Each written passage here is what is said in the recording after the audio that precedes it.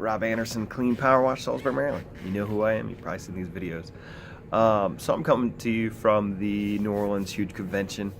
Had a blast. Been here 2 days already. Tomorrow's day 2 of the actual convention. Got here a day early for the Facebook class.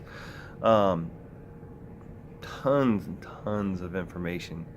Lots of cool stuff. Last class I was in was talking about basically putting up barriers for your competition. And it's interesting. I thought it was going to be more. Actually, I really don't know what I was thinking it was going to be, but I thought it was going to be more negative. Instead of it was a lot of go ahead and proactively throw out things. We all like to try and say that we're Superman, we're the greatest, we do awesome work, blah, blah, blah. Do you kill plants? Yeah, it's possible.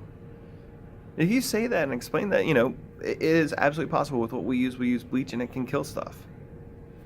It's the truth.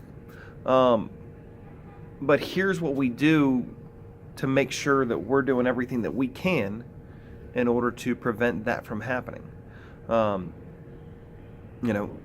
then it also softens the blow if something does go wrong. Customers already like, hey, they were upfront and honest with me.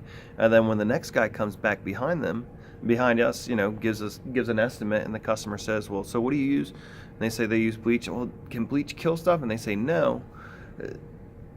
Well, okay, well, the last guy already told me that bleach can kill it, which is true. Again, it's possible. But it's interesting to, instead of trying to say that, you're Superman to that customer from the beginning, instead admitting the fact that you're fallible, it is going to go a long way in, again, setting expectations. And then when you do come through as Superman and do an amazing job, then they're even more impressed to begin with. Being able to, proactively throwing out stuff about the insurance, proactively, sending that automatically and saying, hey, this is exactly what we're doing. If you do background checks for your employees, we're going to make sure that with our background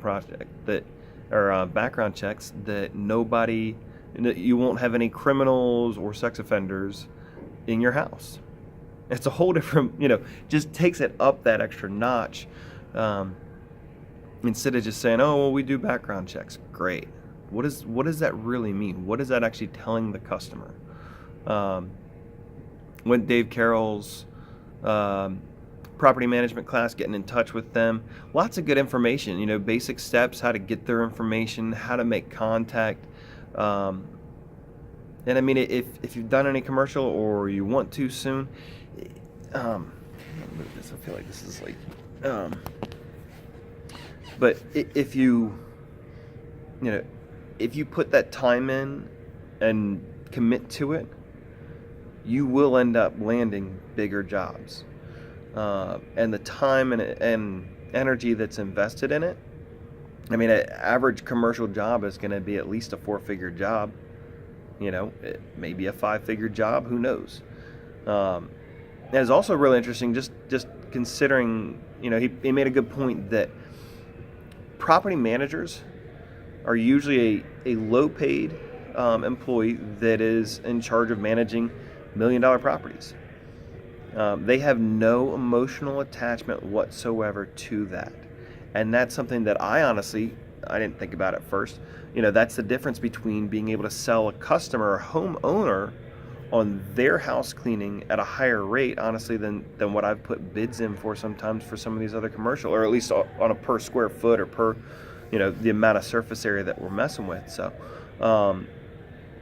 that was an eye-opening thing. Listening to Kurt Kempton, went to keynote for him, as well as he did a class as well, and just realizing part of just how we're selling ourselves, how we're branding ourselves, what we're doing to make our companies better. Also had a tax guy or CPA, lots of good information from him, talking about some stuff that with the current Republican Ways and Means Committee, and between that and Trump, likelihood of some pretty significant changes as far as taxes, how a lot of us will handle, um, you know, corporation status, some things to, keep on the back burner, and realizing that most times budget bills, um, not budget bills, but tax reforms and stuff will come in the last quarter of the year, especially because they got to pass something in order to deal with any expiring provisions. Um, it's gonna just stuff to consider, to be aware and just realize that it's not always just here's how I should file because of the conditions right now, and not getting to that point where with you and your CPA deciding, hey, we may need to change this. Also interesting, just go ahead and, recommending quarterly or monthly visits with your CPA. If you're just trying to get stuff in line, get it all, properly arranged, that, it's not going to happen overnight. If you haven't been dealing with everything properly with the government for a while, which it's, unfortunately, that's one of the last things we focus on. But being able to go ahead and understand that as it takes time, get it set up, get things going. Your business is going to be around a lot longer than most people think, and go ahead and get stuff going. So, lots of fun learning more stuff about equipment too at the show, exhibits and everything. Seeing some new equipment, some different plumbing ideas. Different rigs, different, I like gathering all that extra info. So, and certainly lots out of that Facebook class. I've already got some more boosts going. Booked a job, or at least get the estimate request this morning. Not even 12 hours, so I guess 13, 14 hours since the ads went live that I got that call. It's just another call to action, another way to get more business out of it. So anyways, hope that helps, guys. I'll post some more tomorrow. Thanks.